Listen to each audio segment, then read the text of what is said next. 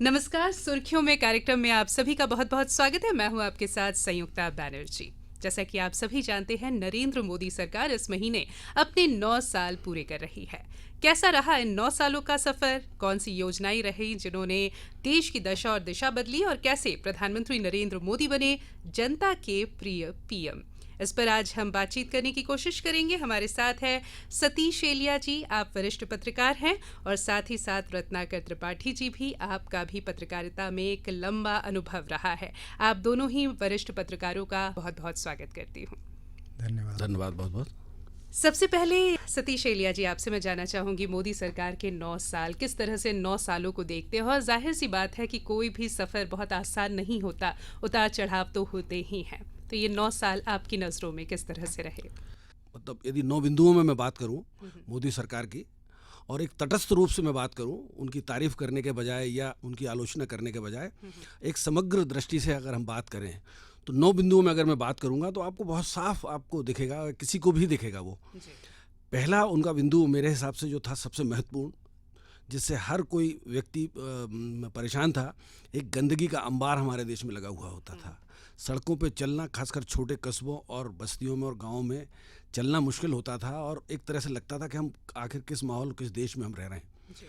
तो एक स्वच्छता अभियान की जो उन्होंने लाल किले की प्राचीर से उन्होंने सबसे पहले जो बात कही थी, और उसको बात न केवल बात कही बल्कि उसको एक प्लानिंग करके उसकी शहरी क्षेत्रों में अलग से और ग्रामीण क्षेत्र में अलग से एक प्लानिंग की, और एक उसमें इंटर्नशिप दिए बहुत सारे। तो काफ़ी सारा बदलाव हम देखते हैं कि बहुत साफ़ सुथरे हमारे महानगरों से लेके छोटे छोटे गाँव में भी आप जाएंगे तो वो बहुत बेहतर स्थिति में अब हैं। मैं ये नहीं कहता कि पूरी तरह से बदल गया सब कुछ, लेकिन समझ लीजिए कि 90% गंदगी विदा हो चुकी है हमारे देश से, जो कि बहुत दिनों तक बहुत सामान्य तौर पे ऐसी चलती रहती थी, और लोग उसको नाक भौं सिकोड़ते थे, लेकिन बदलाव के लिए कुछ करते नहीं थे। दूसरी सबसे बड़ी स्कीम है जो आवास योजना है, प्रधानमंत्री आवास योजना, शहरी क्षेत्र में भी और ग्रामीण क्षेत्र में भी। उससे एक बहुत बड़ा बदलाव पूरे आप पैन इंडिया में जाके देखेंगे। मैं तो बुनियादी तौर पे गांव का रहने वाला व्यक्ति हूं, तो मेरे अपने गांव में भी मैं देखता हूं, और कई कई गांवों में मैं जाता रहता हूं। और राजधानी की भी हम बात करें, बड़े शहर भोपाल की या छोटे शहरों की जिला मुख्यालयों की, तो वहाँ जो दो तरह का वो दिखता था शहर या गांव के, एक बड़े आदमियों का जो पैसे वाले लोग हैं, एक बहुत साधारण लोग जो गरीब झोपड़ी में रहते हैं या कच्चे घरों में रहते हैं। वो बदलाव अब जो खाई थी वो धीरे धीरे इस योजना की वजह से खत्म हो रही है, काफ़ी हद तक वो उसका असर दिखता है। तीसरी बड़ी बात है मेरे हिसाब से कि जो उन्होंने मेक इन इंडिया की एक बात जो कही, और उसके साथ पूरी दुनिया में जो हमारा कारोबार है उसको लेके जोड़ने की एक बात कही। उसका ताज़ा उदाहरण ये है कि हमारा जो रक्षा का जो उत्पादन है अपना 1,00,000 करोड़ रुपए का हो गया, पहुंच गया इस साल। तो हम रक्षा में के उपकरणों में, बल्कि बाकी सामान्य उपकरणों में भी दूसरे देशों पर निर्भर रहते थे। वो बहुत हद तक हम आत्मनिर्भर उसमें हो गए हैं। ये एक बहुत बड़ा इनिशिएटिव है और बहुत बड़ा क्रांतिकारी एक बदलाव आया है। और इसी की वजह से इसी नज़रिए की वजह से भारत ब्रिटेन को पीछे छोड़कर एक बड़ी अर्थशक्ति बन गई है, 5वें नंबर की। और उम्मीद हम ये करते हैं कि इसके आगे भी हम जा सकते हैं, क्योंकि दुनिया में सर्वाधिक आबादी वाला देश भी अब भारत बन गया है। तो कोई वजह नहीं है हमारी कि हम प्रगति से रोक सकें। चौथा जो सबसे बड़ा मुझे लगता है इनका एस्पेक्ट, वो ये है, इंफ्रास्ट्रक्चर पर बड़ा जोर है मोदी सरकार का। अटल बिहारी वाजपेयी जब प्रधानमंत्री थे तो ग्रामीण सड़कों का जो जाल बिछा था, उसका फायदा हमें आज भी मिलता है।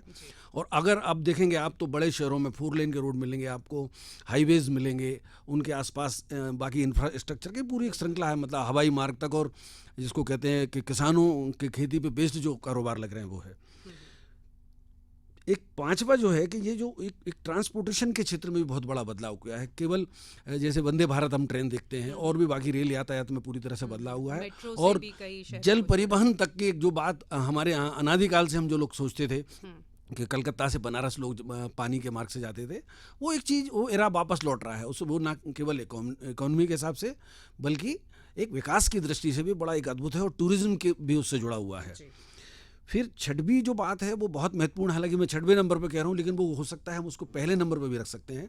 जो डायरेक्ट बेनिफिट ट्रांसफ़र जो है, डीबीटी, जो भ्रष्टाचार की एक बहुत बड़ी वजह थी कि सरकारी योजनाओं का लाभ लोगों तक नहीं पहुंचता था, जिनको मिलना चाहिए उन तक नहीं पहुंचता था, क्योंकि बिचौलिए बीच में बहुत थे। अब लोगों के खाते में वो पैसा जाता है, उसका बहुत बड़ा क्रांतिकारी बदलाव लोगों के जीवन में भी आया है और भ्रष्टाचार पर कहीं लगाम लग पाई है। ये एक बहुत बड़ा फ़ायदा है। उसी से जुड़ा हुआ है यूपीआई वगैरह का जो हम इस्तेमाल करते हैं। अब आप देखेंगे कि 10 रुपए की पानी पूरी भी आप कहीं पीने जाते हैं, या आप 10 रुपए की कोई हरा धनिया भी लेते हैं, तो आपको ये दिक्कत नहीं होती कि पैसे देने होते हैं। और जो विक्रेता है, जो एक ठेले में वो सामान रखे, तो वो भी उस पर आपत्ति स्वीकार कर लिया। ये बहुत बड़ी बात है, ये छोटी बात नहीं है। मतलब जिसको कहते हैं क्रांतिकारी बदलाव है। फिर है जीएसटी, 7वें नंबर पे मैं कहता हूँ। जो जीएसटी का जो एक देश एक कानून उन्होंने रखा, तो उससे एक बड़ा ज़बरदस्त बदलाव आया है टैक्स के सिस्टम में। अब हम देखेंगे सरकार के पास रेवेन्यूज़ भी ज़्यादा हैं, जनता को भी दिक्कत नहीं है, और वो पैसा डेवलपमेंट में लग रहा है। सरकार ने कानून में बदलाव किया, जैसे ट्रिपल तलाक जैसा एक बहुत अमानवीय स्त्रियों के अवमानना का एक कानून था, उसको ख़त्म किया। पॉलिटिकल लाइन से ऊपर उसका नफ़ा नुकसान को देखे हुए बिना भी उन्होंने वो एक बहुत बड़ा फैसला किया और धारा 370 को हटाया, जो कि न केवल भारतीय जनता पार्टी और जनसंघ का मसला था, बल्कि भारत के विभाजन के दिन से ही पूरे देश में ये लगातार एक मुद्दा था कि कश्मीर का एक हिस्सा दूसरे देश ने कब्जा कर लिया है और उसको एक अलग दर्जा हमारे देश से अलग किया हुआ है। कश्मीर को भारत का मस्तक मानते थे हम, और वो मस्तक एक तरह से ढका हुआ था, हमारे साथ नहीं था, लेकिन अब वो पूरी तरह से हमारे साथ एक विकास की राह पर है। फिर हम जैसे उन्होंने एक बहुत अच्छी चीज़ मोदी जी की मुझे जो लगी कि उन्होंने लुक ईस्ट की एक पॉलिसी बनाई देश के लिए। हमेशा हम लोग सोचते थे कि नॉर्थ ईस्ट के जो राज्य है वो ऐसा लगता था कि बिल्कुल अलग थलग है, उनके चेहरे मोहरे, संस्कृति, बोलचाल, उस तरह से वो डेवलपमेंट में भी हम उनको अपने साथ उस तरह से हमने नहीं रखा था। लेकिन अब हमें वैसा नहीं लगता है, और हम देखते हैं उसका फ़ायदा हमें न केवल डेवलपमेंट में बल्कि खेलों के क्षेत्र में और तमाम हर फील्ड में हमको मिलता है कि भारत की ताकत नॉर्थ ईस्ट के विकास के कारण भारत की ताकत ओवरऑल बड़ी है। फिर एक बहुत अच्छी बात मुझे लगती है, ये जो भारतीय संस्कृति का पुनर्जागरण की उन्होंने जो बात की, जैसे बनारस का जो कॉरिडोर है और उसी तरह से फिर महाकाल का कॉरिडोर बना, और पूरे देश में एक सांस्कृतिक पुनर्जागरण, जो हमारी भारत की जो आध्यात्मिक शक्ति थी, हमारे देश को एक जोड़ने वाली शक्ति, जिसको सबसे पहले आद्य शंकराचार्य ने पहचाना था, जोड़ा था हमें, उसको आगे बढ़ाने, उस लेगेसी को आगे बढ़ाने की बात है। और वो उसके साथ भी एक टूरिज्म, पर्यटन वाला टूरिज्म जुड़ा है, लोगों के रोजगार से, सिर्फ आध्यात्मिक और आर्थिक नहीं, वो लोगों की रोजी रोटी से भी जुड़ गया, और वहाँ के उन क्षेत्रों में लोगों को एक बहुत बड़ा आय का साधन मिला है। लेकिन 9 साल में ये 9 बिंदु मेरे हिसाब से मुझे बहुत महत्वपूर्ण लगा। बहुत अच्छे तरीके से आपने 9 बिंदुओं में ही किस तरह से पूरे 9 साल के सफ़र को समेटा है, ये वाकई में लाजवाब है। और रत्नाकर त्रिपाठी जी, आपका मैं रुख करना चाहूँगी। हम बात कर रहे हैं मोदी सरकार के 9 साल की, कई योजनाओं का जिक्र अभी सतीश एलिया जी ने किया। इसके अलावा भी क्या कोई ऐसी योजना है जो आपको लगता है मील का पत्थर साबित हुई? कई सारी है, जैसे जनधन योजना है, स्किल इंडिया की बात अब होने लगी है, स्टार्टअप्स बहुत होने लगे हैं, मेक इन इंडिया का जिक्र भी सतीश जी ने किया। इससे पहले मुझे नहीं लगता था कि किसी शासनकाल में लोगों को योजनाएं रटी रहती हों। अभी तो आप मेरे ख्याल से किसी से भी पूछिए, चाहे वो रूरल में हो या अर्बन में, वो नहीं तो 10 योजनाएं तो मोदी सरकार की बता ही देगा जो उनको मुंह जुबानी याद होगी। तो ये अपने आप में मुझे लगता है एक बहुत बड़ा अचीवमेंट है, क्योंकि योजनाओं का लाभ मिल रहा है, लोग उससे जुड़ रहे हैं, तभी तो वो योजनाओं को समझ रहे हैं, उनको जान रहे हैं। तो योजनाएं किस तरह से मील का पत्थर साबित हुई मोदी सरकार के लिए? देखिए, योजनाओं को मील का पत्थर बनाने के लिए सबसे जो अहम काम यहाँ पर इस सरकार में किया गया है वो ये है कि तमाम जो स्कीम्स इस तरीके से एग्जीक्यूट की गई कि आम जनता ने उनके साथ अपना जुड़ाव सहज रूप से महसूस किया। सतीश भाई ने स्वच्छ भारत की जो बात की थी, आप देखिए कि किस तरीके से वो एक जन आंदोलन बन गया। एक योजना थी, एक कंसेप्ट था, उसको महात्मा गांधी से जोड़ा गया और उसका सारे देश से जोड़ा गया।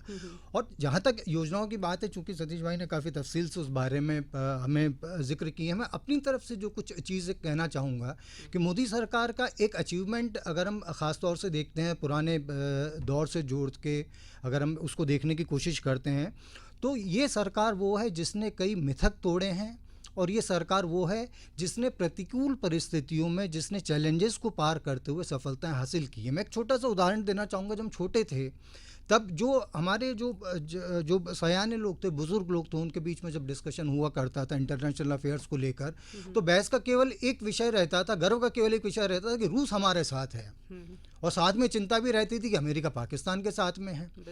लेकिन आज की तारीख में आप देखिए, अगर हम कल की ही बात देखते हैं जो कि जापान में हुआ है, किस तरीके से अमेरिका के राष्ट्रपति जो बाइडेन आके खुद मोदी से मिले, अपनी तरफ से मिले, उसका दोनों गले मिले, जिस तरीके से चाइना आए दिन भारत के खिलाफ अंतर्राष्ट्रीय मंचों पर बोल रहा है, वो चीन जिससे भारत डर के चुप रहा करता था, वो चीन जिसके डर से पंडित जवाहरलाल नेहरू ने संयुक्त राष्ट्र सुरक्षा परिषद में हमारे लिए सीट नहीं ली थी, ये कहा जाता है आज तक उस बात को। वो चीन आप देखिए हमारे डर से दुनिया में हमारी शिकायतें करता फिर रहा है। जिस पाकिस्तान को हम बचपन से सुनते चले आ रहे थे, कितनी ही घटना हुई थी, पुलवामा कोई पहला अटैक नहीं था, उसके पहले भी इस तरीके की आतंकवादी वारदातें होती थी। लेकिन मुझे बहुत अच्छे से याद है, एक बच्चे के तौर पे, किशोर के तौर पे, एक छात्र के तौर पे, एक पत्रकार के तौर पे, मैंने इन चीज़ों की प्रतिक्रिया में भारत की तरफ से केवल 2 चीज़ें देखी थी, कड़े शब्दों में निंदा, कठोर कार्रवाई की चेतावनी। लेकिन ये मैंने पहली बार देखा कि उनको उनके घर में घुसकर सबक सिखाया गया। उसके पहले हम बिल्कुल इस तरीके की व्यवस्था वाले अध्याय पढ़ते थे कि पाकिस्तान ने कबायली हमले के ज़रिए हमारी इतनी इतनी ज़मीन पर कब्जा कर लिया, चाइना ने अरुणाचल प्रदेश में अक्साई चाइना के रूप में इतनी इतनी ज़मीन पर कब्जा कर लिया। लेकिन ये पहली बार सुनने में इस तरीके से आ रहा है कि चाइना गलवान में हमारे लिए शिकायतें कर रहा है। पहली बार ये सुनने में आ रहा है कि पाकिस्तान दुनिया में हमारी शिकायतें करता फिर रहा है कि हमें हिंदुस्तान से बचाइए, हमें हिंदुस्तान से खतरा उसको नहीं है। चिंता की बात केवल उनकी है कि अब उनको उस तरीके से जवाब मिलने लगे हैं जो पहले कभी भी मुमकिन नहीं हुआ करता था। एक सुपर पावर के तौर पर हम उभरे। विश्व के बड़े से बड़े राष्ट्र आज हमारे दोस्त बनने के इच्छुक हैं। आप खुद देखिए कि जब रूस के राष्ट्रपति व्लादिमीर पुतिन इस बात को कहते हैं, यूक्रेन से युद्ध के बीच में भारत ने रूस का समर्थन नहीं किया। यूक्रेन से युद्ध के बीच में भारत ने इस बात को कहा, नरेंद्र मोदी जी ने इस बात को कहा कि इस मामले में समझौता होना चाहिए। ये वही रूस है जिसने इस तरीके का तटस्थ रवैया रखने वाले दूसरे देशों को आलोचना की।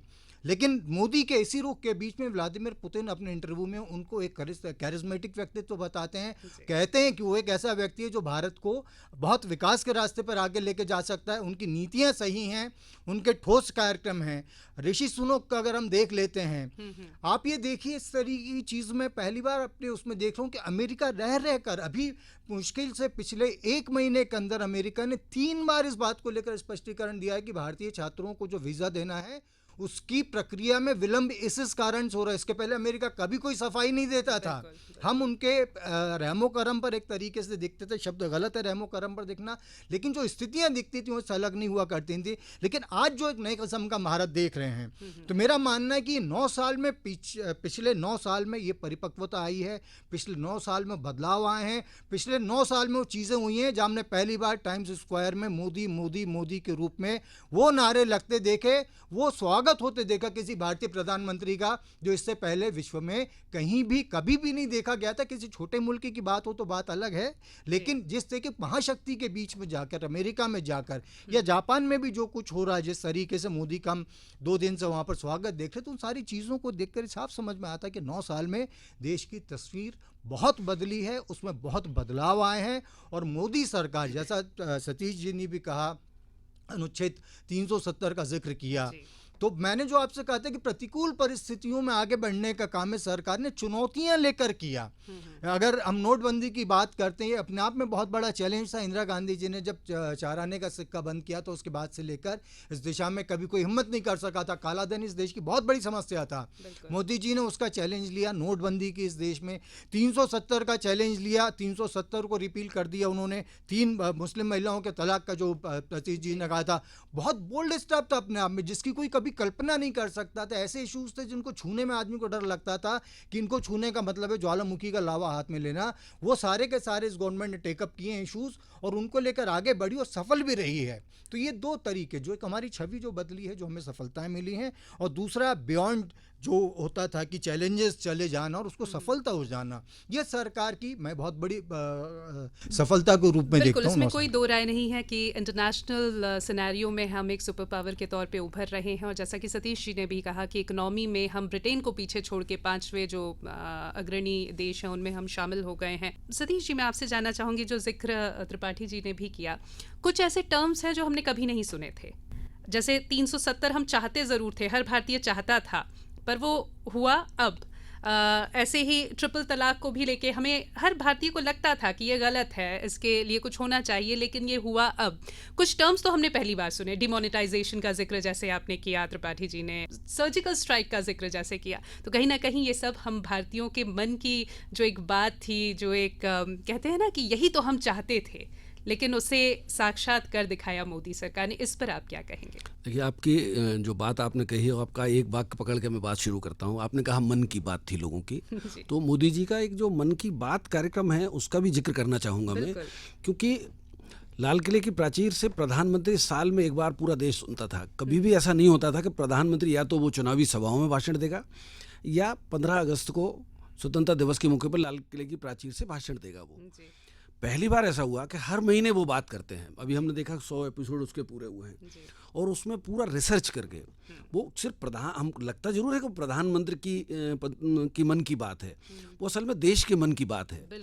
अलग अलग क्षेत्रों में जो लोग ऐसा काम कर रहे हैं जिसको पूरे देश को जानना ही चाहिए, उससे प्रेरणा लेना ही चाहिए, उस तरह के काम को वो अपने प्रोग्राम के दौरान लोगों से बात करते हैं, उनसे कॉल करते हैं और एक संवाद स्थापित करते हैं।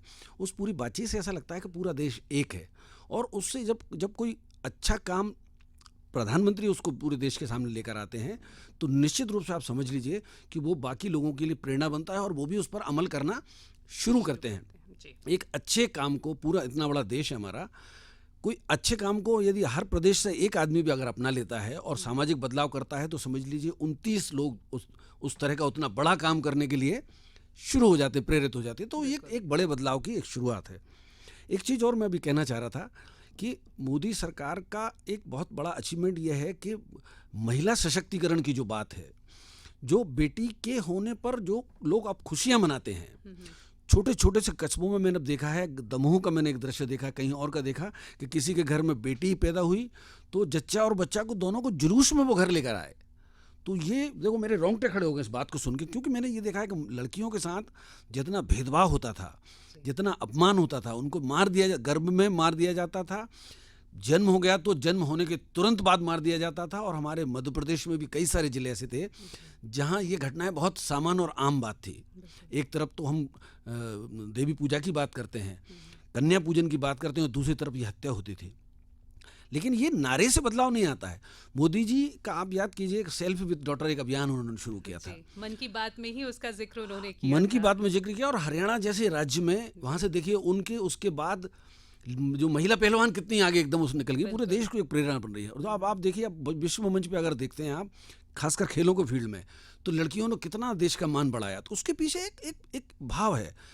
ये तो हो गई महिला सशक्तिकरण की बात में, जैसे चूल्हा फूंकती थी माताएं, पूरे देश को किसी को चिंता नहीं थी कि उनकी आंखें बहुत कम उम्र में खराब हो जाती। मेरी अपनी माँ की जब मैंने पहली बार आंखें चेक कराई, अंदाज ही नहीं था। डॉक्टर ने कहा कि उनको 30% दिखता है, ऊपर से नीचे तक हिल गया। मैं यूनिवर्सिटी में पढ़ना, ये सब करना मैं भी करता था, लेकिन उन्होंने अतीत में कभी अपने शुरुआती जीवन में जब वो गाँव में रहती थी, तब उन्होंने चूल्हा फूंकते हुए रोटियाँ बनाई होंगी और उस कारण उनकी आंखों पर जो असर पड़ा होगा। तो ये तो एक माँ की बात है, घर घर में ये स्थिति थी। और अब आप गांव में आप जाएंगे तो आपको उज्ज्वला योजना जो है बड़ी क्रांतिकारी एक योजना है। फिर जो प्रधानमंत्री आवास की हमने जो बीच में बात की थी, उसमें मालिकाना हक पत्नी को, महिला को देने की प्राथमिकता है। उससे उनके अंदर एक ताकत आई है। स्वसहायता समूहों की एक बात है। अब आप देखिए कि जो लड़कियां आप कई जगह मिलेंगी। अभी मैं सागर गया था 2 दिन पहले, तो यहाँ से रायसेन से सागर तक जितने भी टोल टैक्स मिले, टोल टैक्स पे जो भी काम करने वाली थी 100% लड़कियां काम कर रही थी वहाँ। कोई कल्पना कर सकता था पहले ऐसे? तो एक माहौल बनाने की जरूरत है, और ये सिर्फ नारे से नहीं होता है, करने से होता है। तो महिला सशक्तिकरण की दिशा में भी उन्होंने बड़ा काम किया, इसमें कोई दो राय नहीं है। और एक प्रगति की जो उन्होंने राह जो तय कर दी है, मुझे पक्का भरोसा है कि ये देश उस पर अब चलने लगा है, और आगे भी इसी तरह हम चलते रहेंगे तो हमारे देश को विकासशील श्रेणी में आने में, पूरी तरह से संपन्न होने में, और उसकी प्रतिष्ठा में, और जिसको हम कहते हैं कि 4 चांद लगने में कोई देर नहीं है। लोग जाग गए हैं, लोग समझ गए हैं कि देश को किस दिशा में जाना चाहिए, अंतर्राष्ट्रीय स्तर पर हमें कहाँ जाना चाहिए। और निज का जो गौरव है, भाषा को लेकर भी, आज सुबह ही मुझे किसी व्यक्ति ने एक अखबार का ट्वीट किया, एक अंग्रेजी के अखबार का वो भेजा। उन्होंने कहा कि अभी तक तो हम ये देखते थे कि हिंदी के अखबार अंग्रेजी के शब्दों का इस्तेमाल करते थे। कर्नाटक की खबर में एक अखबार ने मंत्री शब्द लिखा है अंग्रेजी में। तो मैंने उनको जवाब दिया कि ये हिंदी की शक्ति है। हिंदी की शक्ति है, लेकिन हिंदी को लेके जो एक हमारे अंदर एक जो भाव था, हीनता का एक बोध था, वो भी मोदी ने कहीं ना कहीं किसी लेवल पर, मोदी जी की सरकार ने आने के बाद से उसको कम करने का कोशिश की है। और भाषाओं का जो जुड़ाव है एक दूसरे से, राज्यों का, मुझे अच्छे से याद है कि 2015 में भोपाल में विश्व हिंदी सम्मेलन जब हुआ था, उसमें मोदी जी आए थे और उन्होंने ये कहा था कि हम अगर ये चाहते हैं कि हमारा पूरा देश ताकतवर बने, तो हिंदी भाषियों को भी एक दूसरी भाषा सीखनी चाहिए। हमें हिंदी भाषी अगर हैं तो हमें मराठी भी सीखना चाहिए, या हमें तेलुगु सीखना चाहिए, या तमिल सीखना चाहिए। तब हमें ये उम्मीद करनी चाहिए कि मराठी भाषी, तेलुगु भाषी, तमिल भाषी हिंदी सीखेगा। तो ये भी हिंदी के जो राष्ट्रभाषा की तरफ एक जबरिया थोपने, कानून बनाने से नहीं होता है। देश को एक सूत्र में पिरोने का काम भी मोदी जी ने बहुत प्रभावी तरीके से किया है, सरकार ने किया है। मुझे लगता है कि ये भी एक बहुत बड़ा अचीवमेंट ये है। तो सभी मानेंगे। जिस तरह से मन की बात आपने भी कहा, जन जन की बात बना, पूरे देश की बात बना, तो निश्चित रूप से पूरे देश को एक सूत्र में हम किस तरह से बांध सकते हैं, ये कहीं ना कहीं हम हमारे प्रधानमंत्री से सीख सकते हैं। रत्नाकर जी, आपसे मैं जानना चाहूँगी, ये जो 9 साल का सफ़र है, शुरुआत में भी हमने कहा कि बहुत अच्छा ही रहा, ऐसा तो हो ही नहीं सकता, होता भी नहीं है। कोरोना काल जो एक समय पूरी दुनिया ने देखा, और कहीं ना कहीं भारत, क्योंकि भारत के लिए हमेशा एक मेंटालिटी वर्क करती है कि हम रोज़ कमाते हैं, रोज़ खाते हैं, तो अगर हम रोज़ कमाएंगे ही नहीं, जो कि कोरोना में एक लंबा वक्त था जब लॉकडाउन रहा और बहुत गरीब तबके के लोग भी नहीं कमा रहे थे, ऐसे में भी भारत की अर्थव्यवस्था उस तरह से नहीं बिगड़ी, बहुत संभली रही, और पूरी दुनिया के कंपैरिजन में हम काफ़ी बेहतर करते रहे, और कहीं ना कहीं इसीलिए हमने बहुत सारे बड़े देशों को भी पछाड़ा, और हम अभी भी लगातार आगे विकास के पथ पर अग्रसर हैं। किस तरह से उस काल को और नरेंद्र मोदी के नेतृत्व को उस दौरान आप देखते हैं कोरोना काल में? देखिए, एक भी 2 दिन पहले जेपी नड्डा जो बीजेपी के नेशनल प्रेसिडेंट हैं, उन्होंने कहा कि कोरोना काल में जिन देशों ने अपने आर्थिक संसाधनों का समुचित इस्तेमाल नहीं किया, फिर चाहे वो अमेरिका ही क्यों ना हो, वो देश आज परेशानी की स्थिति में, लेकिन हमने अपने मिनिमम रिसोर्सेज का मैक्सिमम इस्तेमाल करते हुए जो सफलताएं हासिल की थी।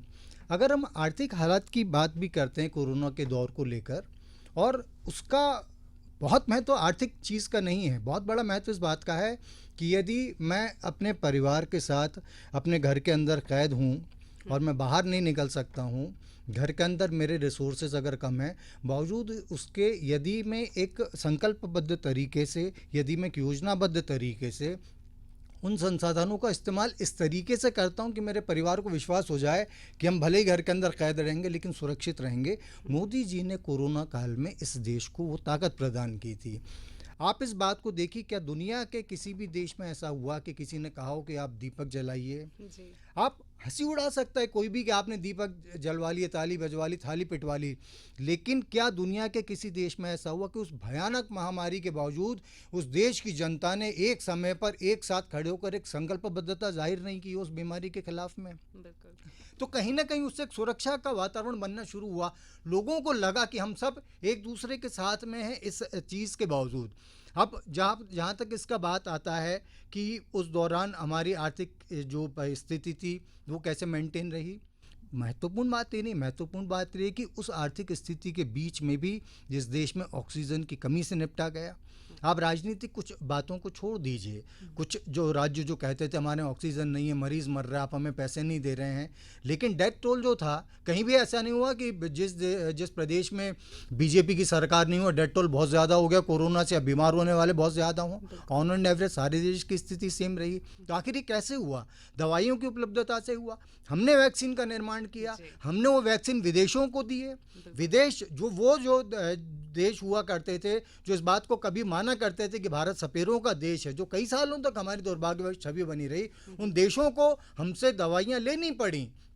उन देशों को हमारे लिए यही मानना पड़ा कि हम महान देश हैं। ये उस समय की बात है जब इटली, जो हमसे बहुत विकसित माना जा रहा है, इटली में ये खुलेआम हुआ था कि जितने भी बुजुर्गों को कोरोना हुआ था उनके लिए कहा था लेट देम डाई, उनको मर जाने दीजिए, क्योंकि हमारे पास उनको ठीक करने के लिए रिसोर्सेज नहीं है। और ये भारत था जिसमें एक एक व्यक्ति को बचाने की कोशिश की गई।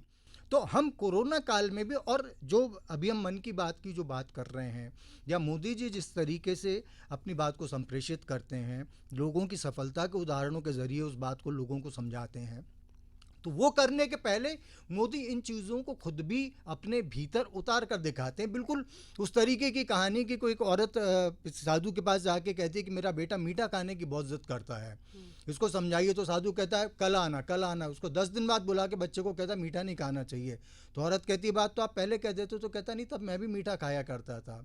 10 दिन मैंने अपने ऊपर संयम रखा और जब मैंने पाया कि मैं खुद मीठा नहीं खा सकता हूँ तब मैंने उस बच्चे से उस बात को कहा। तो आप देखिए मोदी जी जो एक बिल्कुल सामान्य व्यक्ति की तरह जब आचरण करते हैं, क्या आप कल्पना कर सकते हैं किसी भी देश में, मैं प्रधानमंत्री की बात नहीं कर रहा, मैं मुख्यमंत्री लेवल की बात कर रहा हूँ, कि मोदी जी की माता जी का जब देहांत हुआ था, क्या इतना सादगी भरा अंतिम संस्कार आपने किसी मुख्यमंत्री के परिवार के लिए भी आप कल्पना कर सकते हैं इस बात की? म्यूनिसिपैलिटी की गाड़ी में बैठकर वो व्यक्ति चला जा रहा है जो इस देश का प्रधानमंत्री है, जी बिल्कुल। साधारण परिवार की तरह बिल्कुल, और उसके 1 घंटे बाद में वो पश्चिम बंगाल के कार्यक्रम को अटेंड कर रहे हैं, वंदे भारत ट्रेन के लिए। ममता बनर्जी जो उनकी घोरतम विरोधी हो, इस बात के लिए उनकी सराहना कर रही है कि हम आपके बड़े इस बात के लिए बड़े एहसानमंद हैं कि आप अपने इसमें तो कोई परिवार दो राय में। नहीं है कि कई एग्जाम्पल्स उन्होंने सेट किए हैं, बहुत आम व्यक्तित्व के तौर पर उन्होंने ये एग्जाम्पल सेट किए हैं। चूंकि समय बहुत कम है तो सतीश एलिया जी, चलते चलते चुनौतियां क्या कुछ है? अभी भी बहुत कुछ हुआ है, लेकिन आने वाले समय में किन बातों का ध्यान सरकार को रखना चाहिए, मोदी सरकार को रखना चाहिए? बहुत सारी चीज़ें बदली हैं, बहुत सारी गलत चीज़ों पर लगाम लगी है, लेकिन वो चैलेंजेस क्या हैं? एक तो ये है कि एक भ्रष्टाचार का मुद्दा, बहुत डायरेक्ट बेनिफिट ट्रांसफ़र की स्कीम आ गई, यूपीआई आ गया, तमाम तरीके से चेक एंड बैलेंस हो गए। इसके बावजूद आप देखिए पूरे देश में भ्रष्टाचार के बड़े का मामले बहुत सारे सामने आ रहे हैं। और अभी भी यदि आप बहुत निचले स्तर पर भी जाएंगे, गांव बिल्कुल ज़मीनी स्तर पर जाके लोगों से बात करेंगे, तो जनता कहती है कि भ्रष्टाचार से बहुत परेशान है। और कर्नाटक में एक बहुत बड़ा इशू ये बन गया वहाँ, और वहाँ देखिए बहुत विपरीत नतीजे भागी वर्तमान सरकार को वहाँ से हटना पड़ा। और जिस राज्य में हम बैठ के बात कर रहे हैं, मध्य प्रदेश में, अगर यहाँ भी आप कहीं निचले लेवल पर जाकर बात करेंगे तो लोग कहते हैं कि हाँ, भ्रष्टाचार एक बड़ा मुद्दा है। तो मोदी जी के सामने बहुत कुछ कम हो गया है, बहुत सारी चीज़ों को रोक लिया गया है, लेकिन ये जो भ्रष्टाचार की प्रवृत्ति है, मनोवृत्ति है, इसको और कितना कम किया जाए और इससे कैसे मुक्त हुआ जाए, एक बहुत बड़ा चैलेंज। अगर मोदी जी भारत को और बड़ी विश्व शक्ति बनाना चाहते हैं आर्थिक रूप से, तो ये जो फ्री की जो योजना है उन पे कहीं ना कहीं किसी न किसी लेवल पर लगाम लगानी पड़ेगी। और दूसरी एक जो देशद्रोह के जो मामले हैं, मजहबी कट्टरता है, वो भी एक बहुत बड़ा नुकसान है देश के लिए। काफ़ी हद तक वो काबू में है, लेकिन वो कब तक काबू में कह नहीं सकते। वो एक तरह से एक छुपा हुआ एक विस्फोट है हमारे देश में, उसको पूरी तरह से रोकने के लिए क्या किया जाए, एजेंसियों को कितना मजबूत किया जाए कि जो देश विरोधी ताकतें हैं वो पूरी तरह से उनको रोका जा सके, उनका दमन किया जा सके। तो मुझे लगता है कि आगे आने वाला भविष्य, न केवल अगले 1 साल में बल्कि भविष्य भी, आगे के सालों में भी भारत बहुत आगे जा सकता है। और निश्चित रूप से हम सब इसके लिए प्रयास करेंगे, सबको करना भी चाहिए। और कहा भी जाता है कि नरेंद्र मोदी जो हैं वो एक विजनरी हैं, आगे किस तरह से क्या होना चाहिए उसको लेकर वो काफ़ी अच्छा सोचते हैं और अच्छी समझ रखते हैं। तो उम्मीद हम यही करते हैं कि जो चुनौतियां हैं उन पर भी काम किया जाएगा, काम किया जा भी रहा है, लेकिन और अच्छे तरीके से उन पर काम किया जाएगा। बहुत अच्छी बातचीत सतीश एलिया जी आपसे और रत्नाकर त्रिपाठी जी आपसे हुई। बहुत बहुत धन्यवाद हमारे साथ। आपका भी बहुत बहुत धन्यवाद, आपने बहुत अच्छे प्रश्न पूछे और बहुत अच्छा अवसर दिया, बहुत बहुत धन्यवाद। शुक्रिया। और इसी के साथ सुर्खियों में आज के लिए बस इतना ही, इजाजत दीजिए, नमस्कार।